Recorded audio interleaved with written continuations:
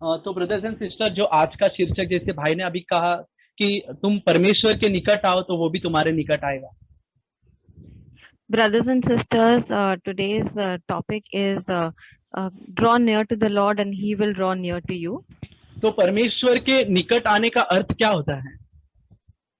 So, what does it mean to come close to God? तो उसके हम जैसे याकूब की पत्री से मैंने वचन दिया है, जब परमेश्वर के निकट आओ तो वो भी तुम्हारे निकट आएगा। याकूब अध्याय 4 का 8वां वचन। So, this verse I have taken from the book of John. James, which verse? James sister James 4 verse 8। Sorry, from James chapter 4 verse 8. तो उसके 7वें वचन में हम देख सकते हैं परमेश्वर कहता है कि मुझे सबमिट करो, submission. In the 7th verse it says that submit to God. और उसके 9वें वचन में लिखा है कि मन फिराने के विषय में। And in the 9th verse it talks about turning away. तो बेसिकली जब हम कहते हैं हम परमेश्वर के निकट आना, उसका मतलब यही चीज होता है कि हम मन फिराते हैं और प्रभु के पास आते हैं, और दूसरा हम प्रभु को समर्पण करते हैं। So drawing near to God means that we are turning away from sin. तो आज संसार में देख सकते हैं बहुत सारे लोग परमेश्वर के खोज में हैं। And we see in the world that a lot of people are in search of God. और हम भी जब पहले हिंदू थे तब हम भी कई मंदिरों में जाते थे, सोचते थे यहाँ भगवान है वहां भगवान है। Even when we were Hindus, we were in search of God and we were thinking probably we will find God in this place or that place. और भगवान को ढूंढने के लिए हम कई दूर दूर जगह जाकर मंदिर में देखते थे कि यहाँ पर भगवान मिलेगा। And in search of God, we would go to far off places that we might find God somewhere. लेकिन यहाँ पर हमको वचन सिखाता है कि जब हम पहला कदम परमेश्वर की ओर बढ़ाते हैं तो प्रभु हमारे तरफ दूसरा कदम बढ़ाता है। This verse teaches us that when we take the first step in drawing close to God, God Himself comes close to us. तो जब हम परमेश्वर के निकट अपना पहला कदम बढ़ाएंगे, हम मन फिराएंगे और प्रभु के पास अपना सबमिशन करेंगे, अपना समर्पण करेंगे, तो दूसरे तरफ से प्रभु हमारी तरफ भी बढ़ेगा। So when we take the step of repenting and surrendering ourselves to God, then God comes to us. तो प्रश्न यह है कि ऐसा क्यों कि पहला कदम हमको उठाना है फिर प्रभु आएगा। So the question is, why is it that we should be the first ones to take the step in that direction? Bible कहती है कि परमेश्वर ने हमसे पहले प्रेम किया, हम उसे जानने से पहले हमसे प्रेम किया। Bible says that God has loved us first. तो ऐसा क्यों है कि पहले हमको प्रभु के पास आना है फिर प्रभु हमारे पास आएगा। So why is it that we have to draw close to God first and then God will draw Himself to us? क्योंकि ब्रदर्स एंड सिस्टर, एक बात हमको अच्छी तरह मालूम होना चाहिए कि प्रभु हमको खुला आजादी देता है, एक फ्री विल देता है कि हम उसको चाहते हैं, हम उसके पास आना चाहते क्या नहीं। वो कोई भी चीज का जबरदस्ती नहीं करना चाहता, वो सिर्फ ये देखना चाहता है कि क्या हम उसके पास आते हैं क्या नहीं। So brothers and sisters, God has given us a free will and He does not force us for anything, and that's why He wants to see whether we want to come to Him or no.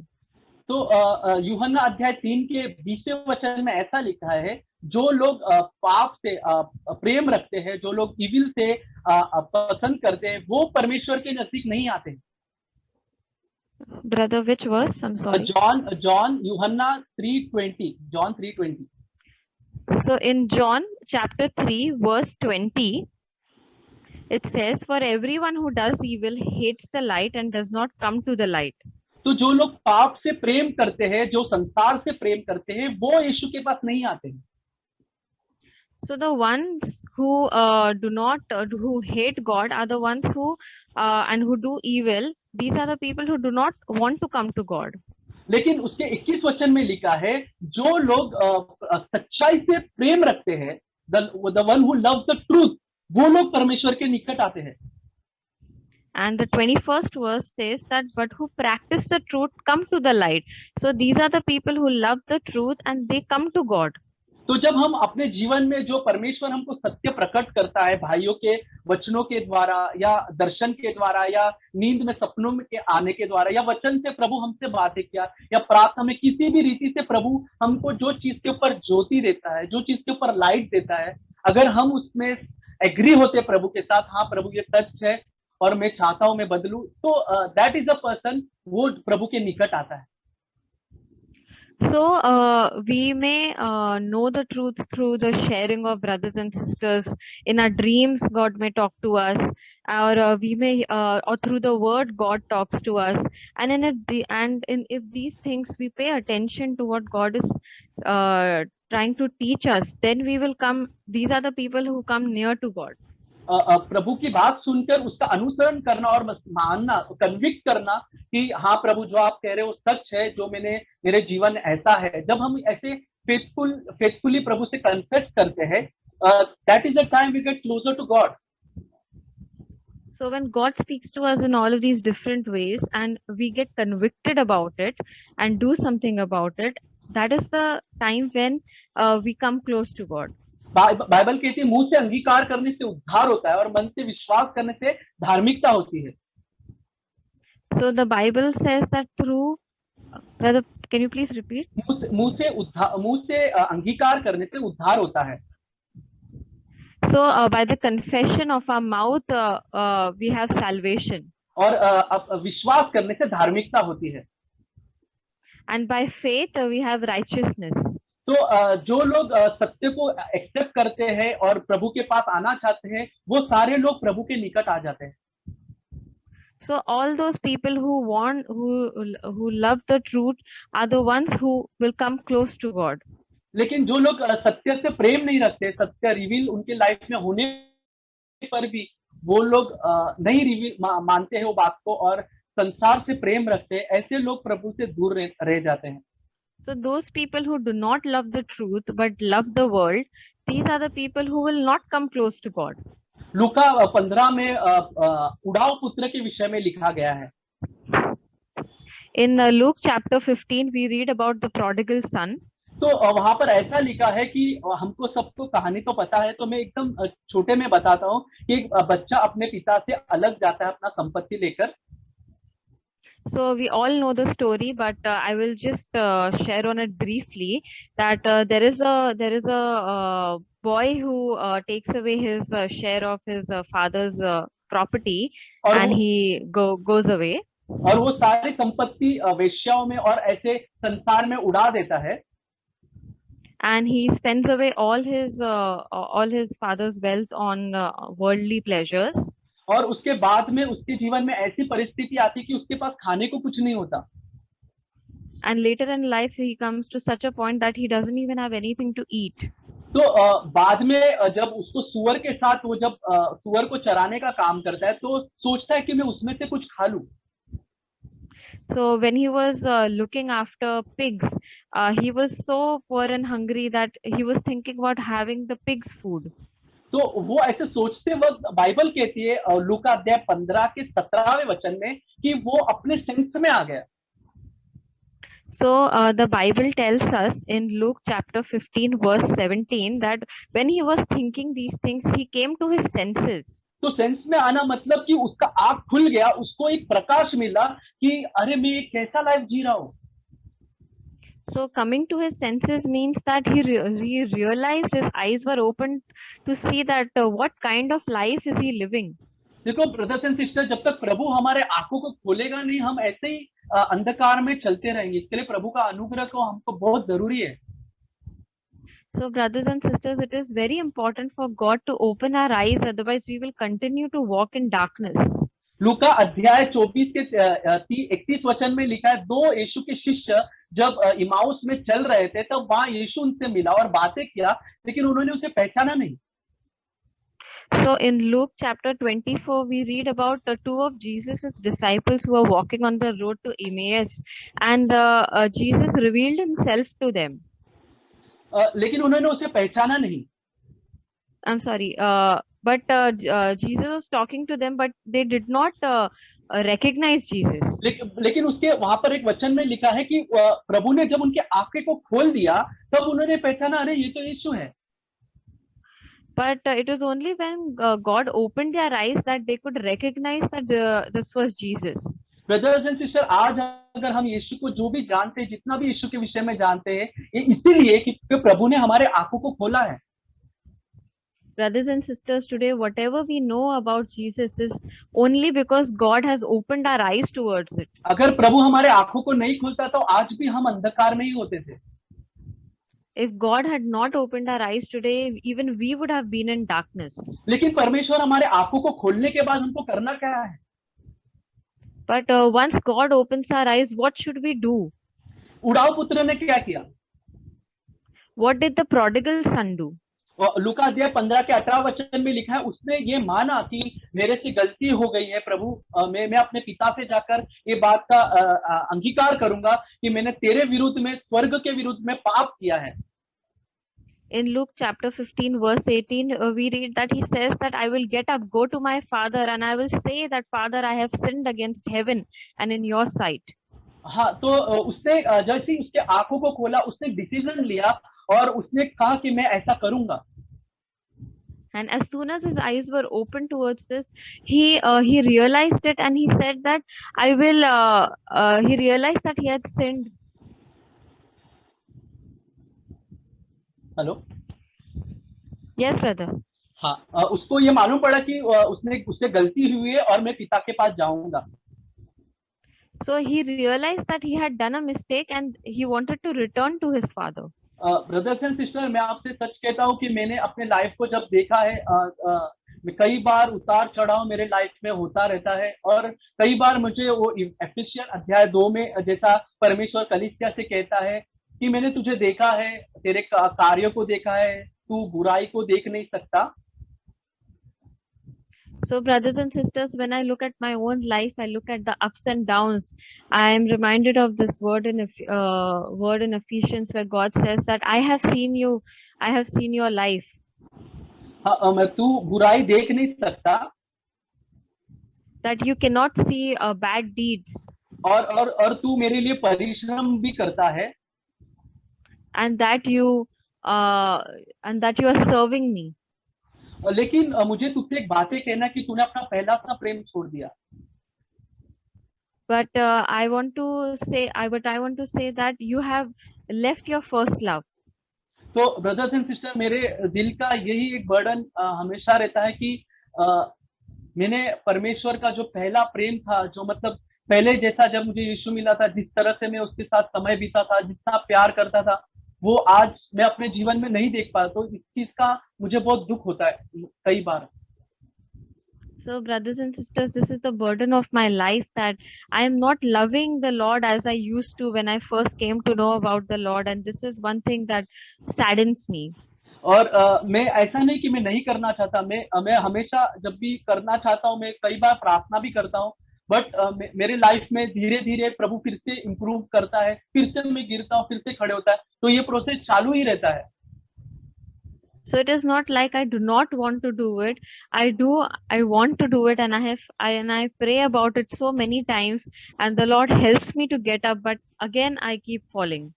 तो मेरी यही प्रार्थना है कि प्रभु हमें पहले के प्यार की तरफ वापस से हमको अपने तरफ खींच ले। So this is my desire that the Lord will help us to get back to our first love. कई बार मुझे अपना जीवन उस उड़ाऊ पुत्र के समान लगता है। Many a times I feel my life is like the prodigal son. देखो, कई बार हम ऐसे पाप नहीं करेंगे, जैसा झूठ नहीं बोलना, चोरी नहीं करना, किसी के पीछे नहीं बोलना, हम शायद ये नहीं करते होंगे। So we may not do these kind of sins like lying and gossiping, talking behind people's backs. और चोरी करना या किसी का बुरा चाहना, ये हम शायद नहीं भी करते होंगे। Or stealing, or wanting bad things to happen to others. We may not be doing these things. लेकिन एक चीज हमारे जीवन से हम कर सकते हैं कि प्यार जो हम प्रभु से करते थे वो पहले जैसा शायद नहीं करते होंगे। But it may happen that we are not loving the Lord as we used to love him before. तो मेरी यही, जैसे मैंने कहा, मेरी यही प्रार्थना है कि हम सब परमेश्वर के पास उसी प्यार से आए, जैसा प्रभु ने, जैसा हमने वचन में पढ़ा कि उसकी तरफ आओ, तो वही प्यार से आए जो प्यार से उसने हमको बुलाया था। So this is my heart that all of us will have that same love, like it says in the verse that draw near to God and He will draw near to you, and that we should draw near to God with that love. जब उड़ाऊ पुत्र फिर पिता के पास गया तो वहां पर जो चित्र हुआ वो एकदम अलग ही था। When the prodigal son returned to his father, what happened over there was a completely different scene. वो उसने कभी नहीं सोचा होगा कि उसका पिता उससे इतना प्यार करेगा, उसको गले लगाएगा और उसे चूमेगा। The prodigal son would have never thought that his father would love him so much that he would kiss him and hug him once he is उसको returned. लगा होगा कि मैं जब जाऊंगा मेरे को पिता बहुत डांटेगा, मुझे चिल्लाएगा, बोलेगा क्यों ऐसा किया, तूने मेरा बर्बाद किया, ऐसे बहुत सारे सवाल मुझे करेगा। He thought that once he returned that his father would scold him and yell at him that what have you done with all my wealth, and that you've wasted away all my wealth. As a human being हम ये सोच सकते हैं ऐसा होगा, ऐसा होना चाहिए था। As human beings, we might think that this is what should have happened. अगर हम ऐसा करते तो हमारे साथ ऐसा ही होता था, ऐसा हम सोचते हैं। If we would have done these things, we would expect such things तो वो to happen to मन us. में सोचता है कि पिता में एक पुत्र के जैसा नहीं तो भी एक दास के जैसा आप मुझे रख लो।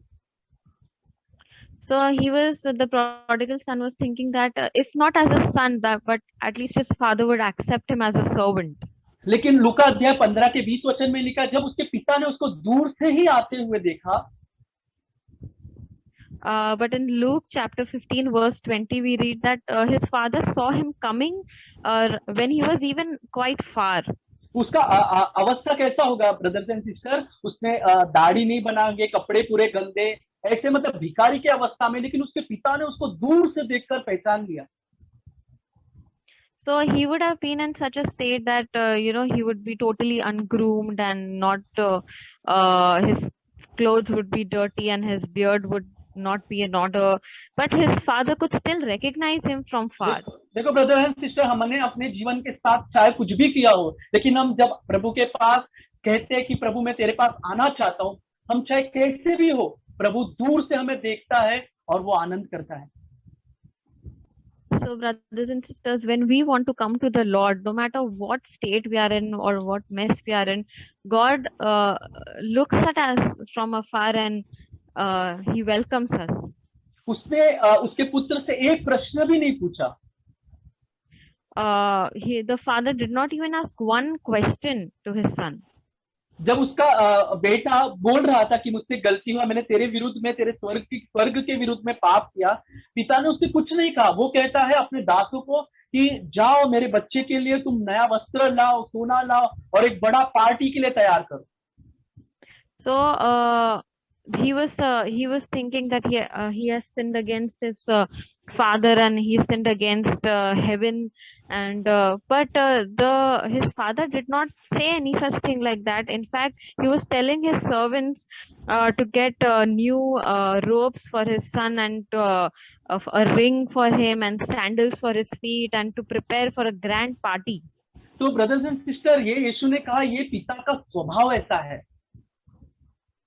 So brothers and sisters, this is how is God's nature. उसका प्यार हमारे लिए इतना है कि हम चाहे कैसे भी हमारा लाइफ हो, जब हम उसके पास आना चाहते हैं तो वो इतना खुश हो जाता है कि वो सब कुछ भुलाकर हमें अपनाना चाहता है। God's love is such that no matter what state we are in, but once we come to Him, He does not remember all of that, but He draws us closer. लेकिन बहुत जरूरी है कि हमारे जीवन में सच्चा मन फिरा हुआ हो। ऐसा नहीं कि हम उसका बेटा ऐसा एक ड्रामा करके या हिपोक्रेट बन के गया और वो वापस से वैसा ही जीवन जिया, ऐसा नहीं है। वो उसने खुद में एहसास किया, जब उसका आँख खुल गया, उसको मालूम पड़ा कि वो क्या था, आज क्या है, उसके वजह से। तो जब वो ट्रूली रिपेंट करके जब हम प्रभु के पास जाते हैं, तब ऐसा सब होता है। But brothers and sisters, it's very important for there to be a true repentance in our lives. The prodigal son did not return with hypocrisy or with a false repentance. So it is important that we have true repentance in our life to turn to God. तो brothers and sister, इससे मैं बहुत encourage होता हूँ कि हाँ, मैं चाहे आज कैसा भी हूँ, लेकिन प्रभु फिर भी मुझसे प्यार करता है। मैं फिर से प्रभु के पास आऊंगा, मैं फिर से खड़े हो जाऊंगा, क्योंकि प्रभु मुझसे बहुत प्रेम करता है। So I'm very encouraged by this, that God still loves me, that when I come back to him, no matter what state I am in, he loves me and he will raise me up.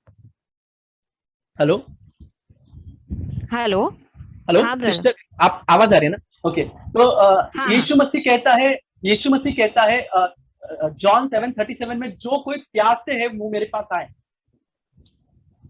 In John 7:37 we read that Jesus says that all those who are thirsty come to me. क्या हम परमेश्वर के लिए प्यासे हैं? So are we thirsty for the Lord? क्या हमारे दिल में सचमुच ऐसी चाहत है कि हम प्रभु जैसा हमारा स्वभाव हो, हम बदले, हम एक नए रीति से चले, हम प्रभु से और प्यार करें? क्या हमारे अंदर वो प्यास है? Are we really thirsty that we should be like the Lord, that we should walk in his ways and that we should be like him? Do we really have that kind of thirst? तो प्रभु यीशु ऐसे लोगों से कहता है कि तुम मेरे पास आ जाओ और मुझसे P. To such people Jesus says that come to me and drink. और एक वचन जो मुझे बहुत ज्यादा प्रोत्साहन करता है, वो बोलकर मैं खत्म करता हूँ। And another verse which really encourages me, I will end with that verse. वो आज हमने मनन भी किया था, जो हमारा रिसाइटिंग वर्स था वही था, John chapter 6 verse 37। And it is the same verse that what was the memory verse for all of us today. तो वहां पर ऐसा John लिखा है, 6 verse 30. हाँ 6:37। Yes. तो वहां पर ऐसा लिखा है, जो जिस किसी को पिता ने मुझे दिया है वो मेरे पास आएंगे। So it says over there that the one who comes to me, I will not cast out. No, ऐसा नहीं सर, वहां पर ऐसा लिखा है, जिस किसी को पिता मुझे देगा वो मेरे पास आएंगे। Sorry. Yes, sorry. All that the Father gives me will come to me. तो ब्रदर एंड सिस्टर, मैं आपको एनकरेज करना चाहता हूँ और कहना चाहता हूँ कि यीशु ने क्या कहा यहाँ पर, जिस किसी को पिता मुझको देता है, मतलब परमेश्वर ने आपको और मुझे यीशु को सौंपा है। So brothers and sisters, I want to encourage you with this verse, that what does it say, that whom the Father has given to me. तो संसार में से कितने सारे लोग हैं, लेकिन पिता ने आपको और मुझे और जो यीशु पर विश्वास करते उनको यीशु के पास चुनकर यीशु के पास दिया है। There are so many people in this world, but out of all of these people, God has chosen you and me and given and chosen us to give to Jesus. तो ये कितना अद्भुत बात है कि हम क्या थे, और परमेश्वर इतने बड़े जगत में कितने सारे लोगों में हमको चुन के अलग किया और यीशु को सौंप दिया। So this is such a amazing thing, that there are so many people in this world, but out of all of those people, God has chosen us to be given to Jesus. कई बार मैं सोचता प्रभु मैं क्या हूँ कि मतलब आपने इतने पूरे दुनिया में कितने लोग हैं जिसको हम जानते भी नहीं, और करोड़ों लोग जो आते हैं, मरते जीते जाते हैं, उसमें से आपने मुझे अलग किया और यीशु को दे दिया। And sometimes I really think about this, that there's so many people in this world who live, die, go away from this world, but out of all of these people, you have chosen me, you have kept me aside for Jesus. तो ये बहुत अद्भुत बात है brothers and sister, कि प्रभु ने हमको चुना, इतने पूरे दुनिया में इतने सारे लोगों के बीच में प्रभु ने हम पे दया की और हमको चुन के यीशु को दिया। ये बहुत So brothers and sisters, this is a really amazing thing, that out of all of these people, God in the world, God has chosen us, you and me, to be kept aside and chosen for Jesus. इसके लिए पौलुस कहता है कि अपने बुलाए हुए जाने को सोचो। Brother, please repeat करेंगे? उसके लिए पौलुस कहता है कि तुम अपने बुलाए हुए जाने को, उसके ऊपर विचार करो, सोचो। So that's why Apostle Paul says that think about your calling. हाँ, तो और यहाँ पर हमने पढ़ा कि पिता ने हमको लेकर यीशु को दिया, और यहाँ पर एक अद्भुत वचन है, यहाँ पर यीशु कहता है जिसको पिता ने मुझे दिया है उसमें से मैं एक भी नहीं खोऊंगा। So in this verse, John 6 verse 37, while it says that all that the Father gives to me will come to me, and then it says, Jesus says that the one who come to me, I will certainly not cast out. देखो हमारा शीर्षक वही था, जब हम प्रभु के पास आएंगे वो हमारे पास आएगा। So this was our topic for the day, that when we draw closer to God, He will draw close to us. लेकिन यहाँ पर देखो एक अद्भुत बात है कि पिता ने पहले से ही हमको पकड़ के यीशु को दिया है, हमको वहां पर लेकर आया है। But there is another thing in this verse where it says that the Father has already given us to Jesus. लेकिन ये अभी हमारी इच्छा है कि हमको यीशु चाहिए, हमको उससे प्यार करना है या नहीं। But it is our will whether we want to come to Jesus, whether we want to love Him or no. कितने सारे लोग यीशु में आते हैं, प्रभु उनको लेकर आता है, और उसके बाद वो लोग संसार से प्रेम करके प्रभु को छोड़ देते हैं। There are so many people whom who come to the Lord, but they fall in love with the world and fall away from the Lord. लेकिन ब्रदर्स एंड सिस्टर, अगर पिता ने हमको यीशु को दिया है, यीशु हमसे ये बात का वादा करता है कि मैं तुम्हें अपने पास से कभी नहीं निकालूंगा। But brothers and sisters, if the Father has given us to Jesus, then Jesus says that He will never cast us out. अगर हम सच्चे रीति से मन फिरा के प्रभु से पास आएंगे और ये डिजायर करेंगे कि प्रभु मैं फिर से वो प्यार में आना चाहता हूँ, तो यीशु कहता है जो प्यासे है वो मेरे पास आओ, मैं तुम्हें आशीष करूंगा। So if we truly repent from our hearts and we really desire to love the Lord, then the Lord will certainly not cast us out.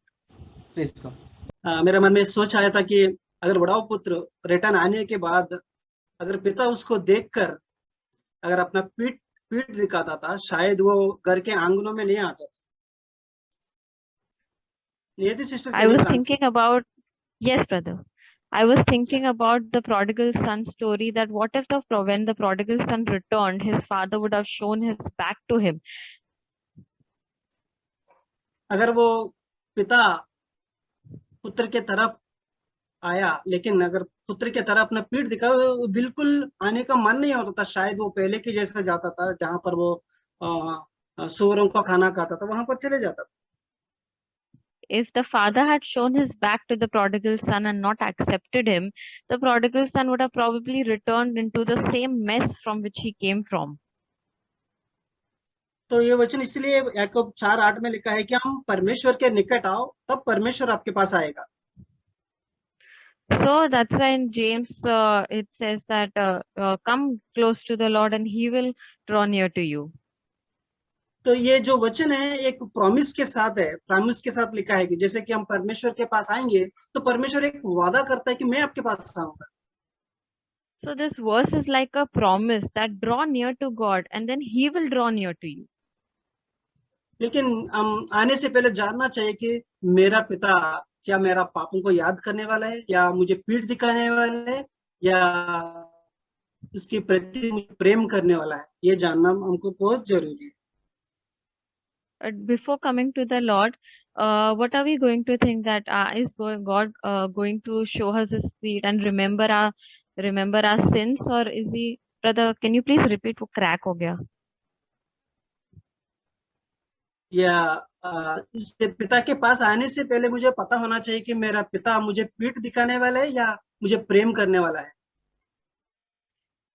So before coming to the Lord, we have to think, is He going to show us His back, or is He going to love us? Asia 1:16-17 में लिखा है कि जब आप प्रार्थना करोगे मैं अपना मुंह छिपाऊंगा, आपकी प्रार्थना का और नहीं सुनूंगा, क्योंकि आपका हाथ खून से भरा हुआ है। Isaiah, na brother? Yeah, Isaiah 1:16 and 17, sister. Yeah. In Isaiah chapter 1, verse 16 and 17, it says, wash yourself. Yes, brother. Wash yourselves, make yourselves clean. Remove the evil of your deeds from my sight. cease to do evil. Learn to do good, seek justice, reprove the ruthless, defend the orphan, plead for the widow. यहाँ पर 17वां वचन में बहुत प्रोत्साहन वचन है आप सभी के लिए, मेरे लिए, कि वहां पर लिखा है कि अच्छा करना सीखो। The 17th verse is a very encouraging verse where it says that learn to do good. या ब्रदर्स एंड सिस्टर, बुराई करने की सीखने की जरूरत नहीं है, वो हमारा स्वभाव में है, हमारा शरीर में है, लेकिन उसके प्रति हम अच्छा करना सीखना चाहिए। We don't have to learn to do bad things because it is in our flesh to do bad things. So that's why we have to learn to do good things.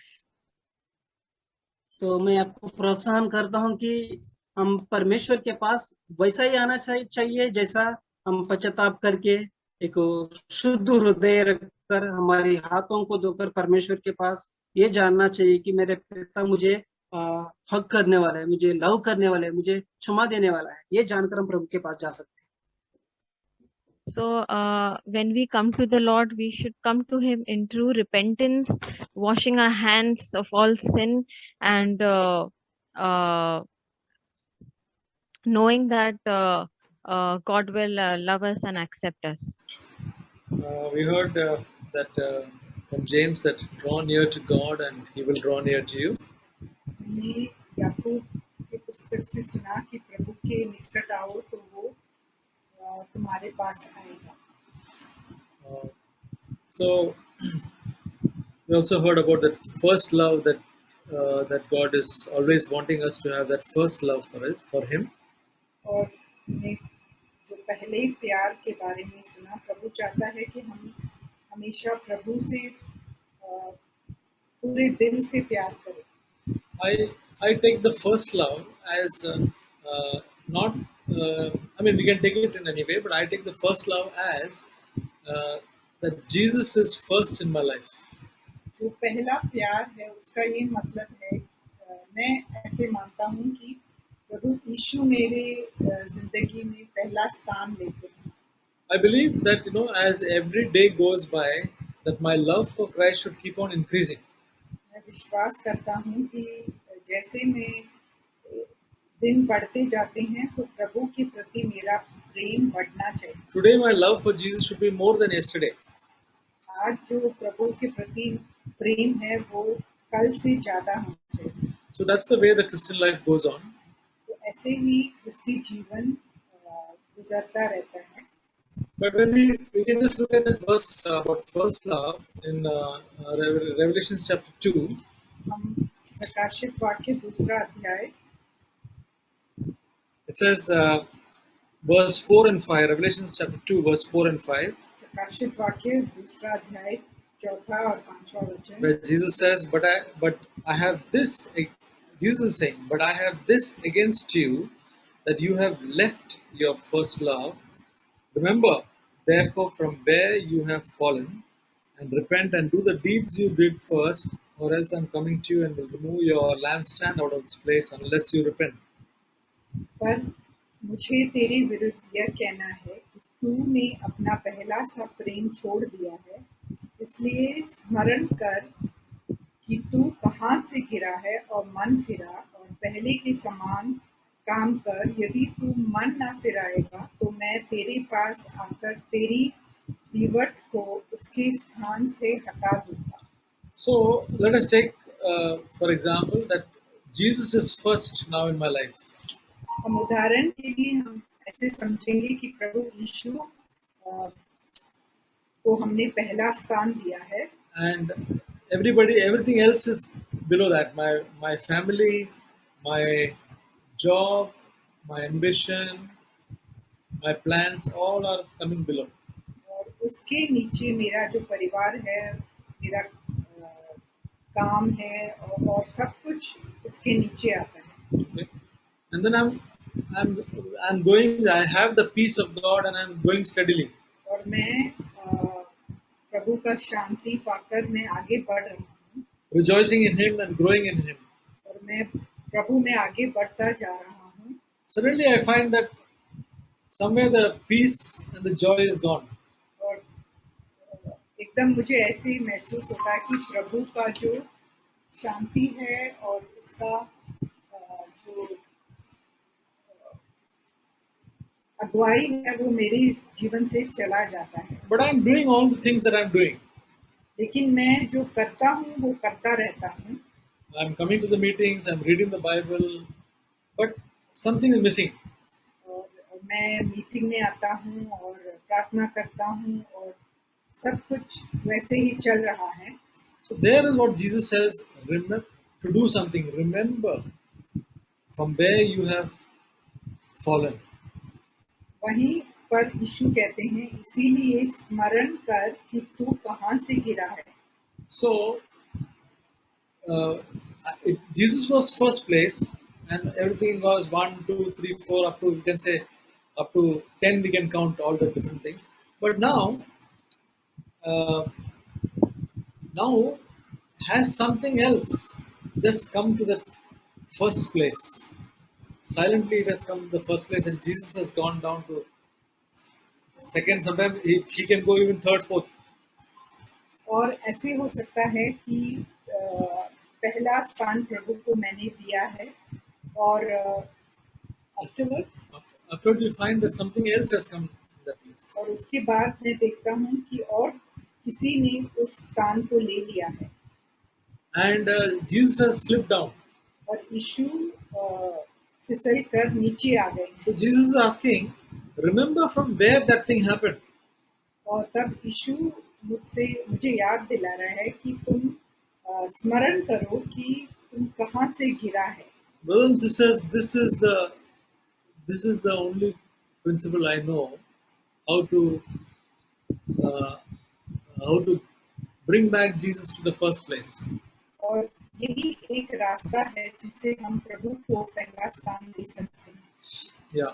So it says in Colossians, लूसियों का पुस्तक chapter 1, पहला verse, अध्याय verse 18, पहला अध्याय का 18 वचन, He is also head of the body, the church, and He is the beginning, the firstborn from the dead, so that He Himself might come to have first place in everything. वही देह अर्थात कलीसिया का सिर है, वही आदि है और मरे हुओं में से जी उठने वालों में पहलौठा की सब बातों में वही प्रधान ठहरे। Brothers and sisters, Jesus has got at the moment the first place. He is the Lord of heaven and earth. यीशु मसीह ने इस संसार में सबसे पहला स्थान लिया है। वो पूरे संसार और में सबसे पहला स्थान उनका ही है He is the King of kings and the Lord of lords. और वो प्रभुओं का प्रभु और राजाओं का राजा है। But if He is not having the first place in my life, then I will always be filled with the lack of peace will be there in my heart. लेकिन अगर प्रभु को मैंने पहला स्थान नहीं दिया तो फिर मेरे जीवन में शांति नहीं होगी। I can only say that this is a secret of the Christian life. मैं सिर्फ यही कह सकता हूँ कि यही जो है प्रभु जो आत्मिक जीवन है उसका एक रहस्य है। And that I have to see every day in my life. वो मुझे हर एक दिन उसका देख रेख करना चाहिए That He has the first place in my life. कि उससे ही मैं पहला स्थान दूँ। Above everything, above my ambitions, above my plans, above my dreams, above my everything, He has the first place. मेरी अभिलाषाएं, मेरी जो स्वप्न हैं, सब चीजों के ऊपर मुझे प्रभु को पहला स्थान देना जरूरी है। Above all my bank accounts and my possessions, above my loved ones, He has the first place. मेरे पैसे या धन या मेरे जो रिश्तेदार हैं उनके सब से पहला प्रभु को मुझे स्थान देना चाहिए। I am willing to do anything He says. और प्रभु जो भी कहते हैं उसे मैं करने के लिए तैयार हूँ। When my life is surrendered like that, the peace of God will never leave me. जब मेरा जीवन ऐसे मैंने समर्पण किया है प्रभु को, तो प्रभु का जो शांति है वो मेरे जीवन से कभी नहीं जाएगा। And Jesus will become sweeter and sweeter. It will keep on growing day by day. और प्रभु जो है मेरे जीवन में मैं उनसे ज़्यादा प्रेम करूँगा। I don't have to struggle to love the Lord. और मुझे बहुत प्रयास नहीं करना पड़ेगा कि मैं प्रभु से प्रेम करूं। Just as the Lord's love comes to me, my love for Him also will go. तो जैसे प्रभु का प्रेम मेरे और आता रहता है, वैसे ही मेरा भी प्रभु के प्रति प्रेम बढ़ता जाएगा। And the power of the Holy Spirit can fill my life. और परमेश्वर का जो पवित्र आत्मा है उसका सामर्थ्य मुझे भर देगा, Because my life is yielded to Him. क्योंकि मैंने अपने जीवन को पूरी तरह समर्पित किया है। So may God help us. This is the secret of the Christian life till the end of our life, and it becomes. There is a song which says, "The longer I serve Him, the sweeter He grows." तो और एक गाना है जो कहता है, जैसे मैं प्रभु को ज्यादा प्रेम करता हूँ, उनका प्रेम मुझ में बढ़ता रहता है। I've experienced this, and I want to give Jesus the first place in my life. मैं यही चाहता हूँ कि प्रभु को मैं ऐसा ही पहला स्थान दूँ अपने जीवन में। So we have to go back and see where we have lost that place, and then say, Lord, I come back. और इसीलिए हमें वापस जाकर देखना है हम कहाँ से गिरे हैं और प्रभु में वापस आ जाना है। Yeah, this prodigal son story that we heard regarding draw near to God and God will draw near to you, it's a very apt story. और जैसे कि हमने उड़ाव पुत्र का जो दृष्टांत हमने अभी देखा, जो इस विषय में कहता है, जो हमारा शीर्षक है कि परमेश्वर के निकट आओ तो वह भी हमारे निकट आएगा, तो ये बिल्कुल उसका सही चित्रण है। This story in short is what I was thinking was that I can do anything to come close to God. और उस कहानी को मैं छोटे में कहना चाहता हूँ कि मैं वह हर एक संभव बात कर सकता हूँ परमेश्वर के निकट आने के लिए। I can do anything to make up what I have lost. और मैंने जो कुछ खो दिया है, मैं वह सब कुछ संभवत कोशिशें करके मैं फिर से आ सकता हूँ। In real world example, what I was thinking was the people who want to really make money, they want anything they're ready to do to get that money, lost money or to make additional money or whatever. I can do anything. That is the attitude if they want to make money.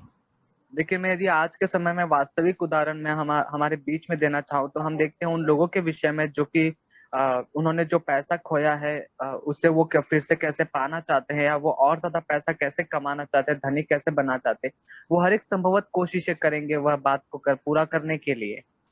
They will discipline themselves, they will hardcore change their thinking, they will do anything to achieve that was lost, to recover that was lost. और जो कुछ उनका खो गया था उसको पाने के लिए, फिर से लौट आने के लिए वो हर एक संभव की कोशिश करेंगे। वे अपने आप को अनुशासन में लाएंगे, वो अपनी सोच विचारों को भी बदलेंगे। I was thinking, what if I had that attitude to come to God? I can do anything to come close to God. I'll humble myself, set things right, and go to God, just like that prodigal son. अब मैं अपने विषय में सोचा था कि यदि मेरे मन में भी वैसे ही विचार हो तो मैं परमेश्वर के पास लौटने के विषय में इस बात को सोचा था कि मैं हर एक को संभवत कोशिशें करूंगा कि मैंने जो कुछ गलतियां की मैं उन गलतियों को सुधारूंगा और मन फिरा कर अपने आप को दीन करके नम्र करके परमेश्वर के पास जाऊंगा।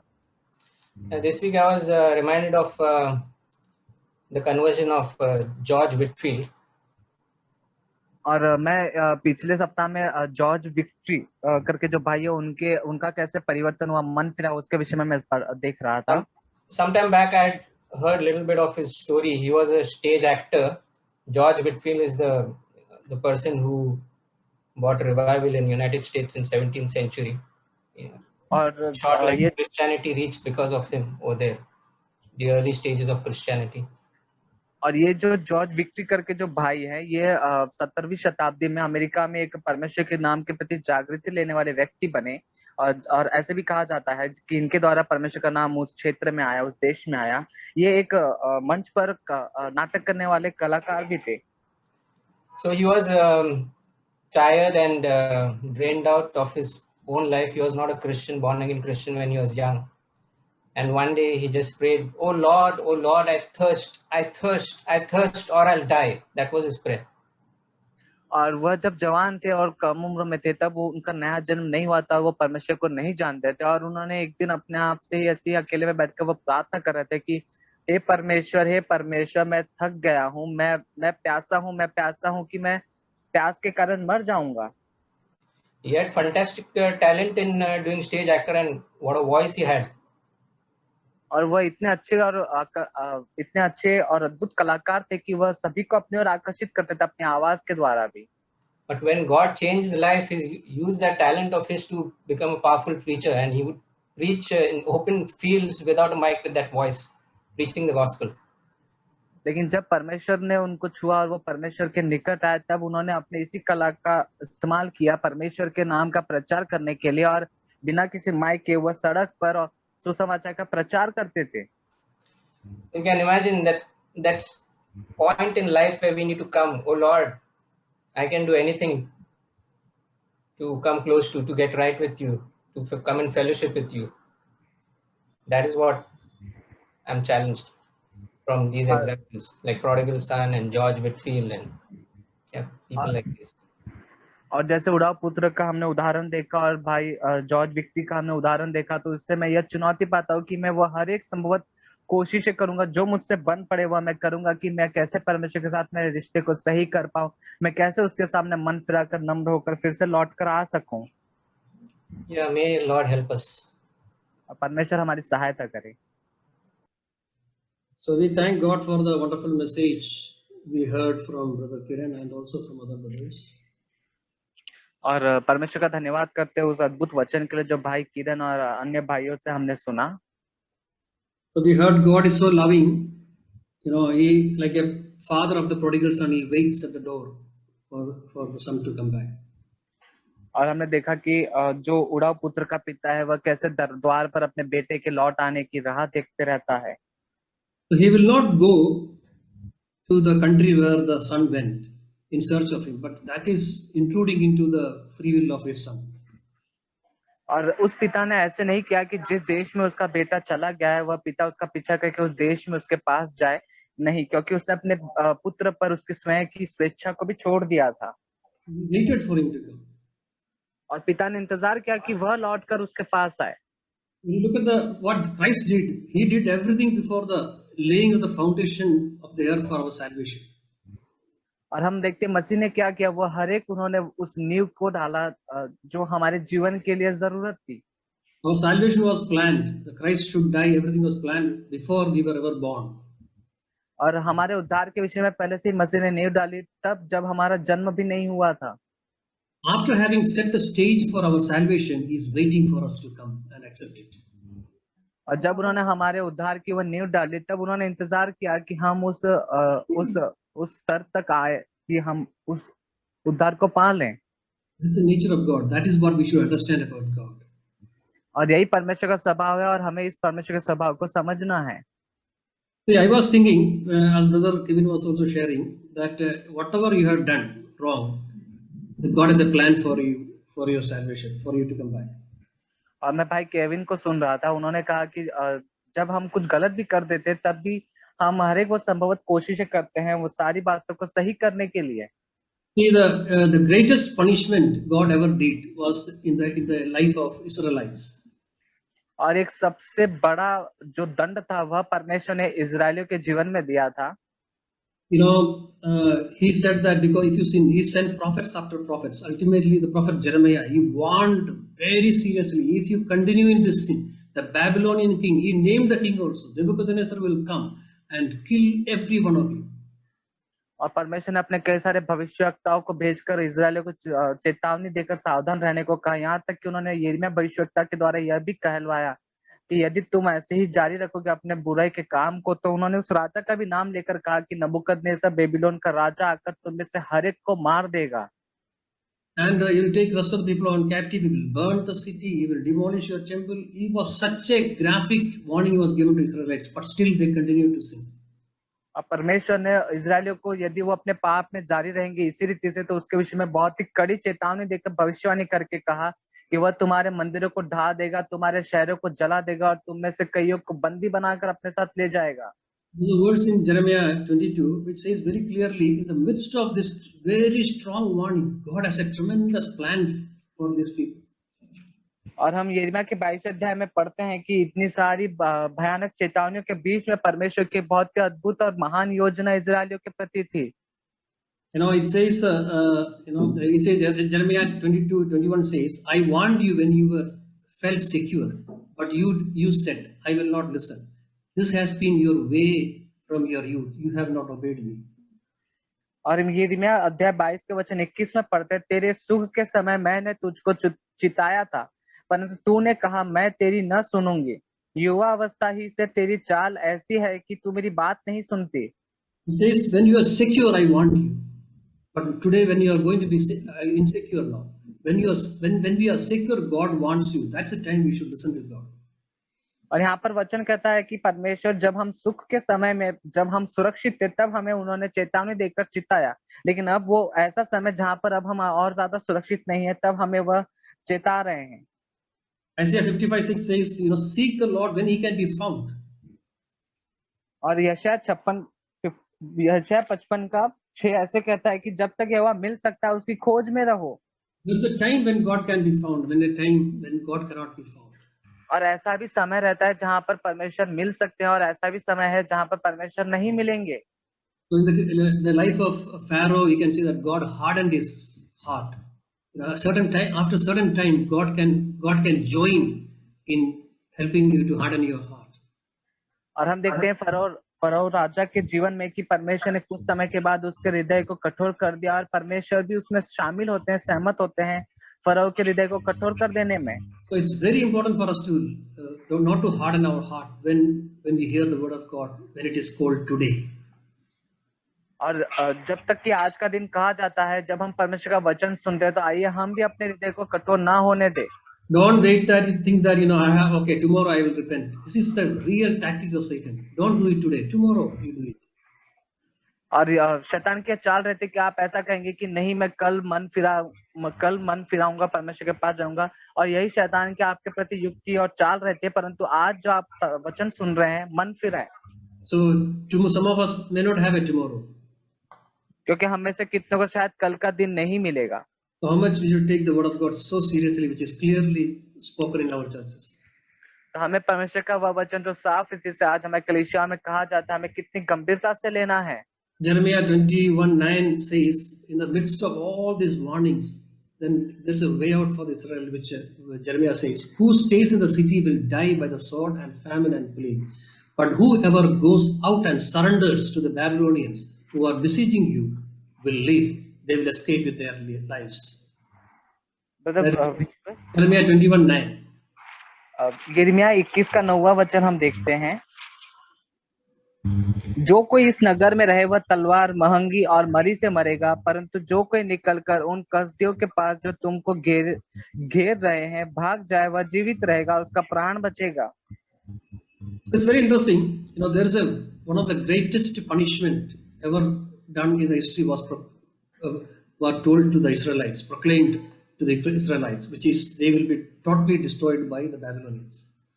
और एक बहुत बड़ी चेतावनी और बहुत बड़ी दंड आज्ञा परमेश्वर को हम देते हुए पाते इजरायलियों के विषय में भविष्यवक्ताओं से कि परमेश्वर उन्हें तितर बितर करके पूरी तरह से उनके पूरे देश को नष्ट कर देगा बेबीलोन के द्वारा। In the midst of that, God is giving them a hope. If you defect, it's something which we cannot understand. And if you defect from your king and into the Babylonian king, you join with Babylonian king, you will live. और यहाँ पर परमेश्वर इन सारी दंड के बीच में, पीड़ा के बीच में उन्हें एक आशा देते हैं, उम्मीद देकर यह कहते हैं कि यदि तुम जीवित रहना चाहते हो तो बेबीलोन के राजा से यदि तुम मिल जाओ तो जीवित बच जाओगे। Many people did not listen to this also. They started fighting with the Babylonian king when he came, instead of surrendering, but they were all killed. और कई लोगों ने परमेश्वर की उस चेतावनी को नहीं सुना, उन्होंने बेबीलोन के राजा के साथ में युद्ध किया और कई लोग उसमें से मारे गए। But those who understood at this last moment, they didn't listen to Jeremiah for so many years. But this last moment, they listened to him and obeyed him by surrendering to the Babylonians were saved. और उनमें से कईयों ने अब तक कई वर्षों तक यिर्मयाह की कई सारे चेतावनियों को ध्यान नहीं दिया और हल्के में जाना, लेकिन उसमें से कुछ जो बच्चे थे उन्होंने अंत के समय में उस अंतिम क्षण में यिर्मयाह की उस चेतावनी को गंभीरता से लेकर बेबीलोन के राजा के सामने झुक गए और उसको समर्पित किया, वे जीवित बच गए। Some of them had very wonderful lives. Some of them prospered more than they ever were in Judah, like Daniel, Shadrach, Meshach, Abednego, Esther, Mordecai. Many people you can see who prospered in the land of Babylonians. और हम देखते हैं उनमें से कुछ Israeli जो यहूदा में रहते हुए भी इतने समृद्धि और भरपूरी में नहीं थे, वो बेबीलोन में जाकर बहुत ही आशीषित होते हैं। जैसे हम दानियल और शद्रक, मेशक, अबेदnego को देखते हैं, एस्तेर और मोर्दकाई के विषय में हम देखते हैं। So it's very important for us to listen to God's word, even in the midst of our calamity. We are in the last stage of destruction because of our sins. But God has a way out for that. If you, at the last moment, if you listen to Him carefully, He has a tremendous way out for you. लेकिन यदि हमारे विपत्ति और संकट के बीच में जहां पर हम पीड़ा और ताड़ना में है, उस अंतिम क्षण में जहां पर विनाश आ पहुंचा है, यदि फिर भी हम परमेश्वर की उस चेतावनी की ओर ध्यान देते हैं, कान लगाते हैं, वह हमारे लिए उसमें से निकलने का भी एक मार्ग निकालता है। See, you may think that Lord, I have finished my life, I have ruined my life, I sinned, I have nothing left, there's no hope for me. But if you listen to the voice of God, you still have a hope. आप ऐसा अपने विषय में सोच रहे होंगे कि मैंने अपने हाथों से अपने जीवन को बर्बाद किया है, नाश किया है, मैंने पूरा बिगाड़ दिया है सब कुछ, अब मेरे कोई आशा और उम्मीद बाकी नहीं, लेकिन फिर भी परमेश्वर ने आपके लिए अब एक आशा है। God's ways are beyond your understanding. He can find a way where there is no way, absolutely zero way. He can still find a way. हम परमेश्वर का जो मार्ग है वो हमारी समझ के काफी परे होता है। हम भले ही परमेश्वर को नहीं समझ पाते हैं, हमें मार्ग नहीं दिखाई देता है, लेकिन परमेश्वर वहां पर मार्ग बनाना जानते हैं। I was amazed in the midst of the whole ravaging attack of the Babylonians and finishing the Israelites. God found a way for some people who listened to Him, a glorious future. And through one of them, even Nebuchadnezzar the king came to the Lord. He accepted God as sovereign God. और मैं यही सोचा था कि उस बड़े राजा नबूकदनेस्सर ने, Babylon के राजा ने इजरायलियों पर चढ़कर आक्रमण कर दिया और उनमें से कईयों को, बहुतों को मार दिया और खत्म कर दिया, लेकिन उनमें से कुछ जो थे जिन्हें परमेश्वर ने बचाया और परमेश्वर ने आगे जाकर उनके लिए एक महिमामय भविष्य रखा, और बाद में उन्हें कुछ बचे हुए लोगों के द्वारा परमेश्वर, उस नबूकदनेस्सर राजा ने परमेश्वर को जाना। So it's very important for us to take this seriously because we have a loving God, who can repair our life. You can give us a new life, even at the last stage, just before the last breath. He can give us a brand new life. Brother, can you repeat? This God is so loving that He can give us a brand new life, even just at our last breath of our life. अब परमेश्वर जो है वो हमसे प्रेम करने वाले प्रेमी परमेश्वर है कि वह हमारे आखिरी सांस तक हमें एक नया जीवन, पूरी तरह से बिल्कुल नया जीवन देने को तैयार है। But that's what it says, draw near to Him, He will draw near to you. He will always wait for you. He will knock at the door, but He will not open the door. He will knock and you have to open the door. कि वह विश्वास योग्य है और वह आपके लिए करेंगे, वह द्वार खटखटाएंगे, वो द्वार स्वयं नहीं खोलेंगे, द्वार आपको खोलना होगा। There are many people who accepted Christ at the last breath. What an amazing way God deals with people. और हम देखते हैं कि परमेश्वर कैसे लोगों के साथ में व्यवहार करते हैं कि जिन्होंने अपने जीवन के अंतिम सांस से लेने के क्षण में परमेश्वर को अपने जीवन में ग्रहण किया। आमीन। मुझे एक चीज बहुत अच्छा लगा कि prodigal son के बारे में भाई शेयरिंग कर रहा था। And I really liked what he shared about the prodigal son. मैं वचन पढ़कर बताना चाहता हूँ कि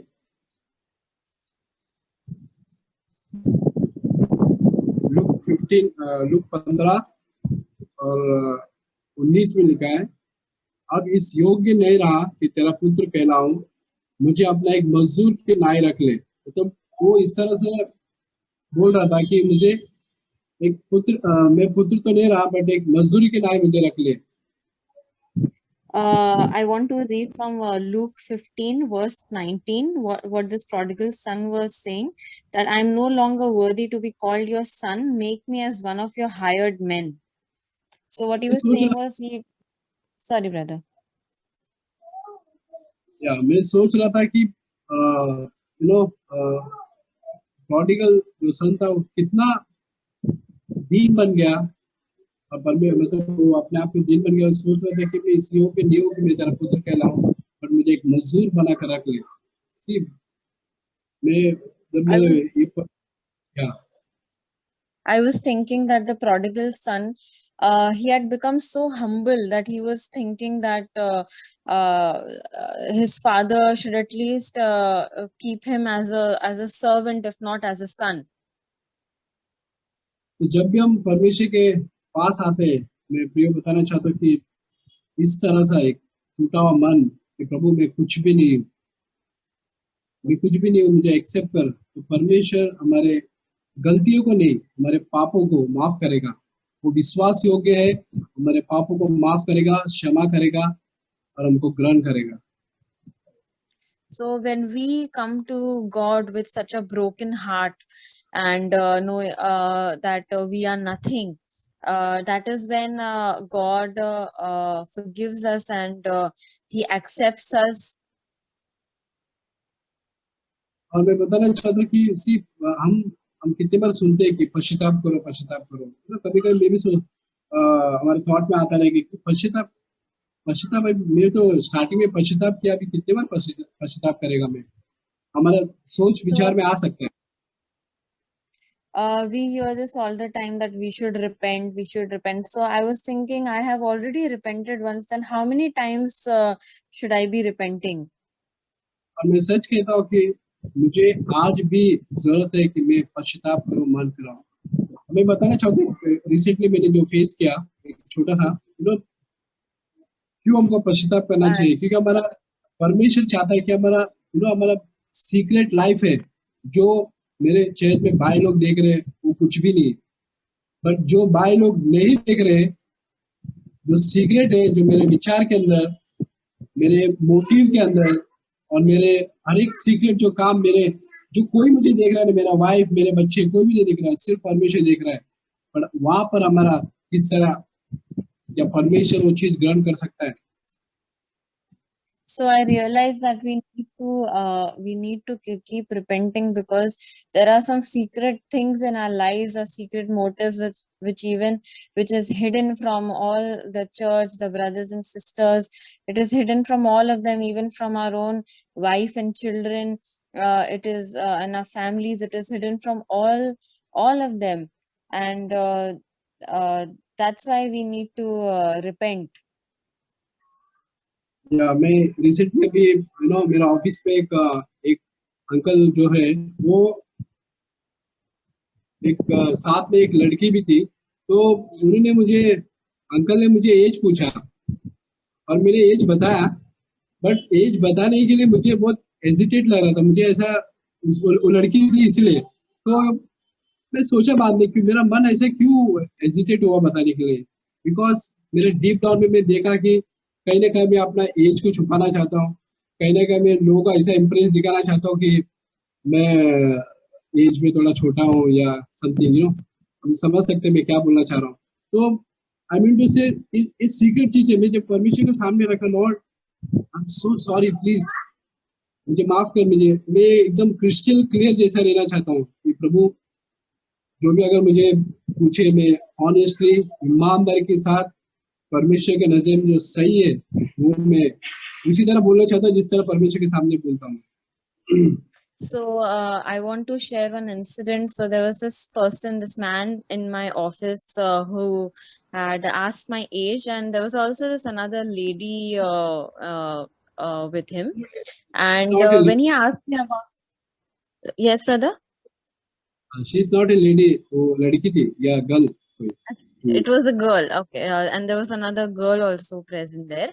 So when he asked me about my age, I was a little hesitant to tell my age because I was aware that there is also a girl standing over there, and I was a little hesitant to tell my age because probably deep down inside, probably I did not want to say my age because I did not want them to know how old I am and that I'm probably not that young. So yeah, all of you can understand what I try to say by this. So I went to the Lord and I said that Lord, and I asked for forgiveness for this kind of an attitude, and that I was trying to conceal my age and I was hesitant to tell it. So and I repented about it. तो मैं प्रभु को इस चीज के लिए धन्यवाद करता हूँ कि प्रभु ने मुझे एहसास करा, और यही सब चीज हमारा सीक्रेट गॉड, सीक्रेट हमारा परमेश्वर के सामने हमको रिपेंट करना चाहिए, पश्चाताप करना चाहिए। प्रभु मुझे माफ करो, मुझे हमने बताना चाहते कि परमेश्वर हमको माफ करेगा जब हम पहला स्टेप लेगा, तो परमेश्वर हमारे करीब आएगा और हमको माफ करेगा, और सिर्फ माफ ही नहीं बल्कि वो अनंत काल का जीवन हमको देगा ताकि हम यीशु मसीह के जैसा बन सके, उसके जैसा जी सके। So I want to thank God that He showed this thing for me and that I could repent. And brother, please repeat करेंगे? या जब हम यीशु मसीह के पास हम पश्चाताप कर मन फिरा कर यीशु के पास आएंगे, तो परमेश्वर हमको सिर्फ माफ नहीं करेगा बल्कि वो अनंत काल का जीवन देगा ताकि हम यीशु के जैसा जी सके। So when we repent and come to the Lord, not only will He just forgive us, but He will also give us eternal life, so that we can live with Jesus. Hello. Yes, brother. Speak. I want to thank God, and I want to thank all the brothers and sisters who have upheld us during this time. मैं परमेश्वर का धन्यवाद करता हूँ और आप सभी भाई और बहनों का धन्यवाद करता हूँ जिन्होंने मुझे, मेरे परिवार को इस समय में प्रार्थना में ऊंचा उठा कर रखा। It is unusual actually. We never expected this. This was one of the, for my personal, at my personal level, it was the first fear in my life. This was the first fear in my life. और ऐसा मेरे जीवन में और मेरे परिवार में कभी हमने ऐसा अनुभव नहीं किया, और मेरे व्यक्तिगत जीवन में मैंने कभी इस प्रकार के डर का मैंने कभी सामना नहीं किया जो यह हुआ। नहीं, मम्मी का जो डेथ है वो मेरे जीवन के अंदर वो सबसे बड़ा डर था। वो हमेशा मुझे डराता था, मतलब हर बार मुझे इससे डर लगता था। तो मुझे I always used to have this nightmares and some kind of fears. मुझे ऐसे स्वप्न और ऐसे लगता था कि यही भय सताता था मेरी मम्मी के विषय में। But I really thank God, and I thank the brothers and sisters who have who have prayed for us and who have lifted us in our spirit, and we are experiencing the peace of God in a very supernatural way. मैं बताना चाहता हूँ और भाई और बहनों का सभी का धन्यवाद करना चाहता हूँ जिन्होंने आत्मा में मुझे और मेरे परिवार को प्रार्थना में ऊंचा उठाकर रखा। इस परिस्थिति के बीच में भी मेरा परिवार एक परमेश्वर की अद्भुत उस शांति को अनुभव कर रहे हैं। The verse that has really challenged us in 1 Thessalonians chapter 4, verses 13 to 18, 13 to 17. और पहला थिस्सलुनीके अध्याय 4 उसका 13 से 17 वचन जो मुझे बहुत ही उत्साहित करता है। ब्रदर आप हिंदी में पढ़ोगे उसे। पहला थिस्सलुनीके अध्याय 4 वचन 13 से 17। हे भाइयों, हम नहीं चाहते कि तुम उनके विषय में जो सोचते हैं अज्ञानी रहो। ऐसा न हो कि तुम दूसरों के समान शोक करो जिन्हें आशा नहीं, क्योंकि यदि हम विश्वास करते हैं कि यीशु मरा और जी भी उठा, तो वैसे ही परमेश्वर उन्हें भी जो यीशु में सो गए हैं उसी के साथ ले आएगा। क्योंकि हम प्रभु के वचन के अनुसार तुमसे यह कहते हैं कि हम जो जीवित हैं और प्रभु के आने तक बचे रहेंगे, सोए हुओं से कभी आगे न बढ़ेंगे। क्योंकि प्रभु आप ही स्वर्ग से उतरेगा, उस समय ललकार और प्रधान दूत का शब्द सुनाई देगा अब परमेश्वर की तुरही फूकी जाएगी, जो मसीह में मरे हैं वे पहले जी उठेंगे, तब हम जो जीवित और बचे रहेंगे उनके साथ बादलों पर उठा लिए जाएंगे कि हवा में प्रभु से मिले। इस रीति से हम सदा प्रभु के साथ रहेंगे। ओके, तो ये वचन 2016 में first time when mom had a major stroke, we were having a very much of anxiety and fear, and that time itself doctor had given a give up, like, because it has affected her brain, and there was a delay in bringing her from village to Bombay. So there was a lot of delay, and the amount of brain that is damaged, she will have lot of issues even if she is healed, but the chances are very less. और यह वचन सबसे पहले मेरे पास तब पहुंचा वर्ष 2016 में, जब मेरी मम्मी को पहली बार वह अटैक आया था, वह सदमा आया था, और उनके दिमाग पर इतना ज्यादा उस बात ने नुकसान पहुंचा था। यहाँ तक कि उस समय डॉक्टर ने भी आशा और उम्मीद छोड़ दी थी, उन्होंने भी हाथ खड़े कर दिया, और उस समय काफी हमें देर हो गई थी मम्मी को गांव से शहर तक लाने के लिए। 2016, brother I will just try in Hindi. 2016 में मम्मी को सबसे पहला जब ब्रेन स्ट्रोक हुआ था, तभी हम उनको बॉम्बे लेकर आए थे। तो डॉक्टर ने जब उनको जांच किया तो उन्होंने गिव अप कर दिया था। न्यूरो सर्जन आए थे, उन्होंने चेक किया और उन्होंने बोला कि चांसेस बहुत कम है उनका, और दूसरा उनको अगर बचेंगे भी तो उनका मेमोरी लॉस होगा और उनको काफ़ी सारा इफेक्ट हो सकता है।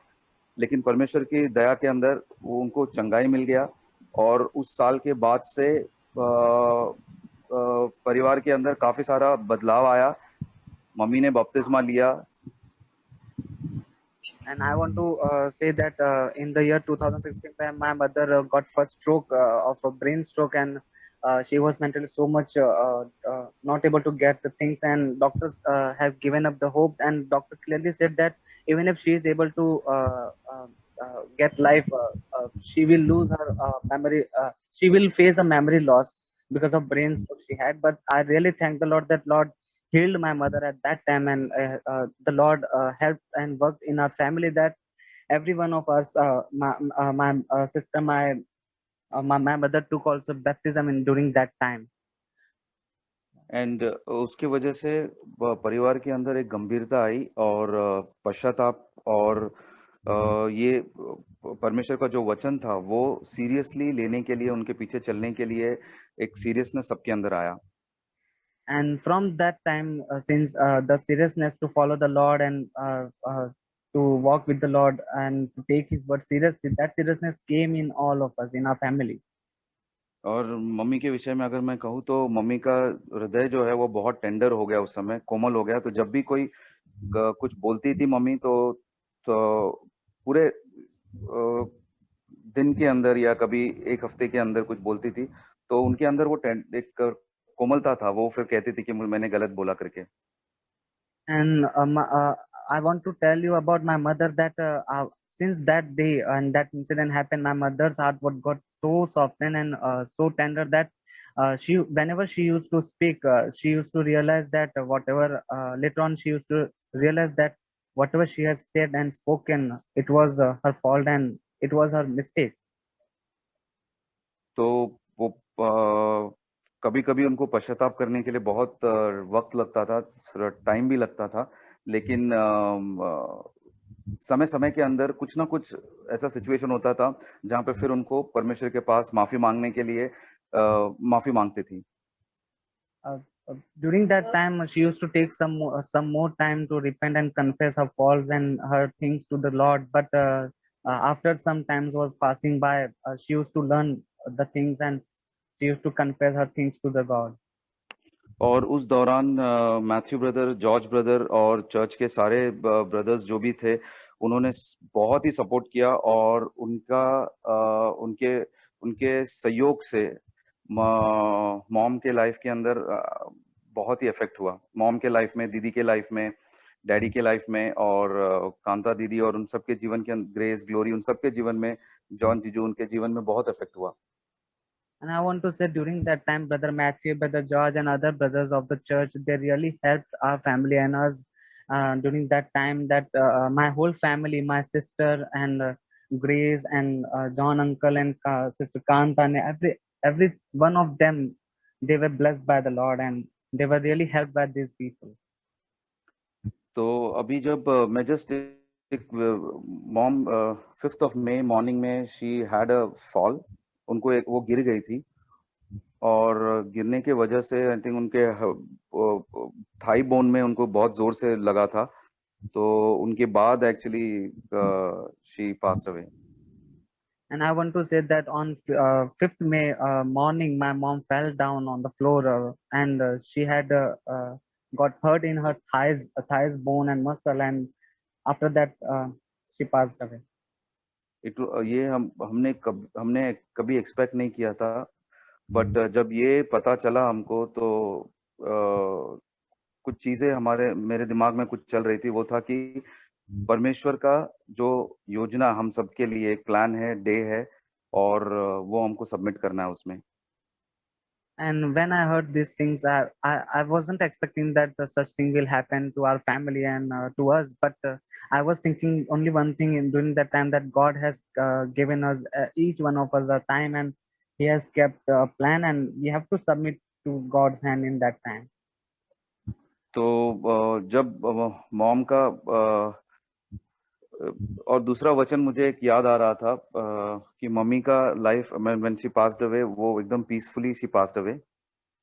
And one more verse, it was coming to my mind, and I was remembering my mother that when she passed away, Lord's peace was there in her.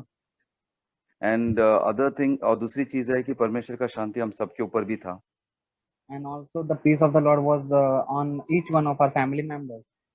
और हम विश्वास करते हैं कि परमेश्वर ने वो यीशु मसीह के साथ है. And now we trust the Lord that my mother is with the Lord now. एक वचन मैं पढ़ना चाहता हूँ, लूक उसका 16 अध्याय. One verse I want to read from Luke chapter 16. 19 और 20. Verse 19 and 20. Yeah, brother, if you can read. If somebody can read in English. Jesus said, there was a certain rich man who was splendidly clothed and who lived each day in luxury. At this door lay a deceased beggar named Lazarus.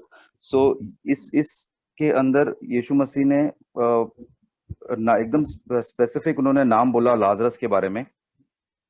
और इस वचन में हम पढ़ते हैं लाजर नाम का एक कंगाल घाव से भरा हुआ उसकी डेवड़ी पर छोड़ दिया जाता था, और वह चाहता था कि धनवान की मेज पर की जूठन से अपना पेट भरे, यहाँ तक कि कुत्ते भी आकर उसके घाव को चाटते थे. तो इस पैराबल के ये पैराबल नहीं है बल्कि एक रियल स्टोरी है, क्योंकि यीशु मसीह ने उस व्यक्ति का नाम लिया.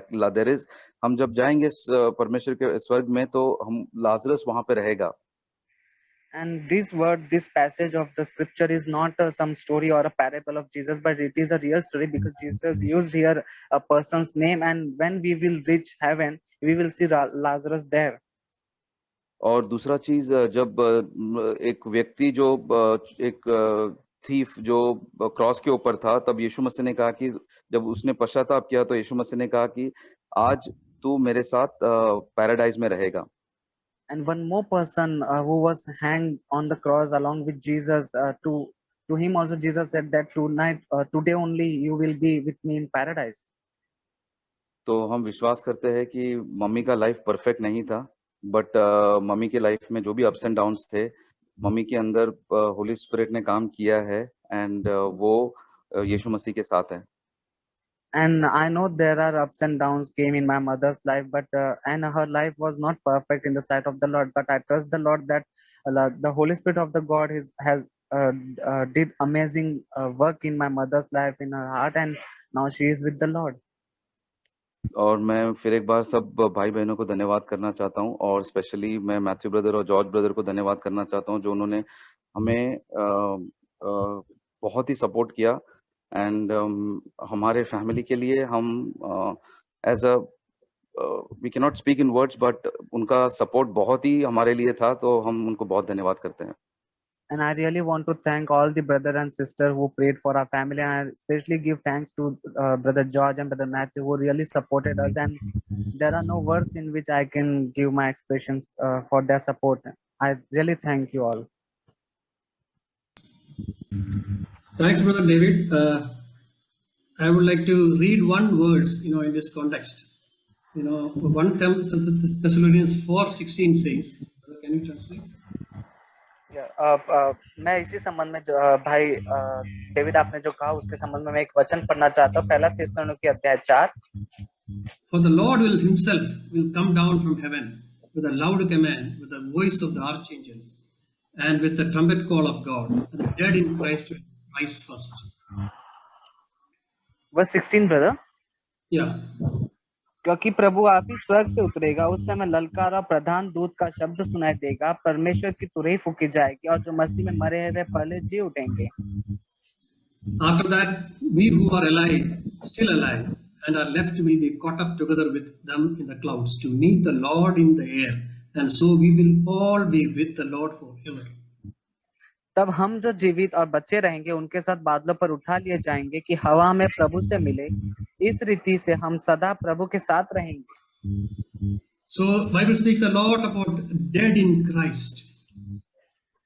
और यहाँ पर बाइबल में जो ये वचन है, ये मसीह में जो सो गए हैं, मर गए हैं, उनके विषय में कहता है। It's a glorious privilege to be in Christ and dead. और ये हमारे बहुत ही बड़े सौभाग्य की बात है कि हम मसीह में होना और मसीह में मरना। Sister Santa sister had taken baptism in the church and she is in Christ. और बहन शांता हमारे बीच में जो थी वो उन्होंने प्रभु में बपतिस्मा लिया। And we heard about David how life was changed. और हमने भाई डेविड से भी सुना कि कैसे उनका जीवन प्रभु ने बदला। And when Christ comes with a loud trumpet, the dead in Christ will rise up. और जैसे कि हमने इस वचन में पढ़ा कि जब मसीह बादलों पर आएंगे तब तुरही फूकी जाएगी और जो मसीह में मरे वो जी उठेंगे। And we happen to be alive at that time. We will be caught up with them in the air. और हम जो जीवित बचेंगे वह उनके साथ बादलों पर उठा लिए जाएंगे। And we will meet our Lord in the air. और हम हवा में प्रभु से मिलेंगे। And after that we will be with him forever. What a glorious day that will be. और हम उसके बाद सदा के लिए प्रभु को देखेंगे और उसके संग रहेंगे और कितना महिमामय वह दिन होगा। And Bible says, the incorruptible will put on incorruptible. Sorry brother, can you repeat? The corruptible will put on the incorruptible. और वहां पर हम वचन में देखते हैं कि जो नाशवान है वह अविनाशी को ले लेगा। This corruptible body with the pain and suffering and sorrows will all gone, and we will be with a body which cannot be corrupted.